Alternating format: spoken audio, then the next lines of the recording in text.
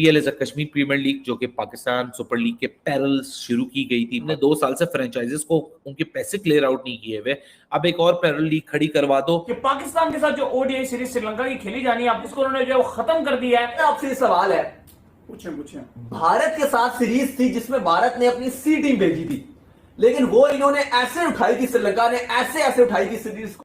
जिस क्रिकेट में 180 के बार एक बंदे को इतने पैसे नहीं मिलते कि उसका महीना गुजर जाए, उस सिस्टम के गिन गा रहे हैं ये लोग।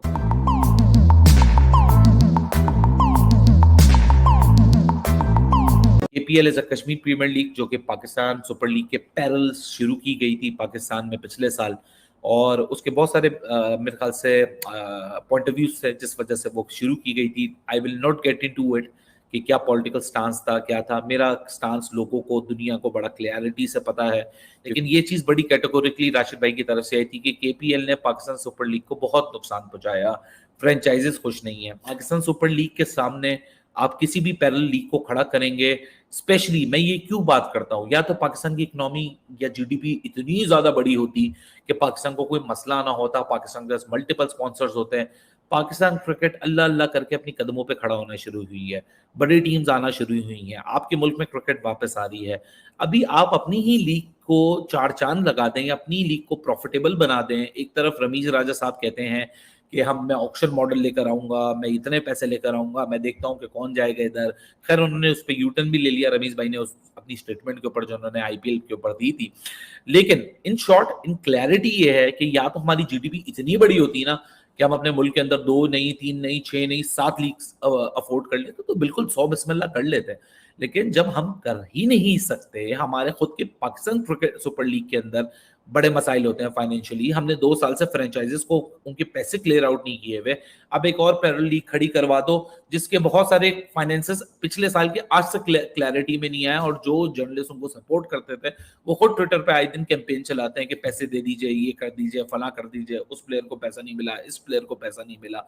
तो पहले हम अपने पेट तो भर लेना। जब हमने अपने पेट खुद से नहीं भरे तो फिर हम आगे क्या करेंगे? हमारा खुद का पेट भरा हुआ नहीं है, हमारा खुद का पेट खाली है, हमारी खुद की भूख अभी रिमेनिंग है, और हम दूसरों को खाना खिलाने में लगे हुए। I will not stand for it, क्योंकि मेरे लिए हमेशा जो फर्स्ट फोरमोस्ट प्रायोरिटी रहेगी वो पाकिस्तान सुपर लीग रहेगी। आज जो है सुबह सुबह जो है श्रीलंका ने अपडेट दी है कि पाकिस्तान के साथ जो ओडीआई सीरीज श्रीलंका की खेली जानी है, आपको पता है कि शेड्यूल था जिसमें 2 टेस्ट मैचेस खेले जाने थे और 3 ओडीआई सीरीज थी, तो ओडीआई सीरीज को उन्होंने जो है वो खत्म कर दिया है। श्रीलंका ने ये कहा है कि जो उनकी लंका प्रीमियर लीग है वो एशिया कप के साथ आप करें क्लैश कर सकती है, जिस वजह से उन्होंने डिसाइड ये किया है कि हम उसको 1 हफ्ता पहले करवाएंगे। और 1 हफ्ते का मतलब ये है कि पाकिस्तान और श्रीलंका की जो सीरीज होगी वो कह रहे हैं वो हम नहीं करवाएंगे। तो बड़ी अजीब सी बात है। मेरा आपसे सवाल है, पूछे भारत के साथ सीरीज थी जिसमें भारत ने अपनी सी टीम भेजी थी, लेकिन वो इन्होंने ऐसे उठाई थी, श्रीलंका ने ऐसे उठाई थी सीरीज को कि ठीक है आपको जो है वो आप भेज दो, इकोनॉमी में हमें बड़ा फर्क पड़ेगा। लेकिन पाकिस्तान वाली सीरीज में वो कोई रिस्पेक्ट नहीं दे रहे पीसीबी मसला को। ये आ रहा है कि उनको ये लगता है कि इससे कुछ ज्यादा प्रॉफिट जनरेट ही नहीं हम कर सकते। इस वक्त उनका ध्यान सिर्फ इस चीज पर लगा हुआ है कि किसी तरीके से ज्यादा पैसे बनाए जाए, तो वो लीग को लेकर करें, लेकिन यार रिस्पेक्ट देनी चाहिए, एक पीसीबी को भी उनको रिस्पेक्ट देनी चाहिए, और ये सीरीज पूरी करनी चाहिए थी उनको। वैसे कि ओडीआई सुपर लीग का पार्ट नहीं है, लेकिन पाकिस्तान के जो फैंस है बड़ी उम्मीदें लगा के बैठे हुए हैं।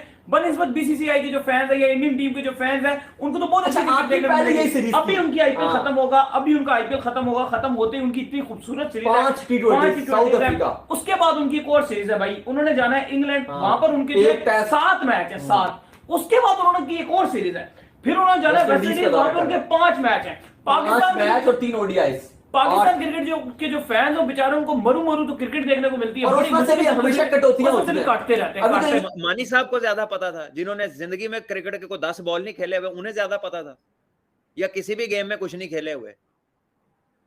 और इतना ही बड़ा सिस्टम था तो 3.25 साल में 3.25 चीजें ही निकाल के दे जाते हैं। कोई 3.25 फायदे ही बता जाते हैं इसके, उसको फ्रॉड कह रहे हैं, इसके कोई 3.25 फायदे बता दें।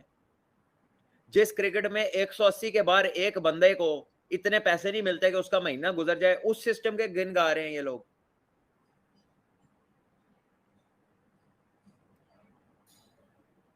अगर डिपार्टमेंट फ्रॉड था तो क्यों डिपार्टमेंटों से कहते रहे कि हमें स्पॉन्सर करो? ये भी एक बात है। ठीक है, उन्हीं से पैसे मांगते रहे, उन्हीं से पैसे लेते रहे, उन्हीं को फ्रॉड कह रहे हैं।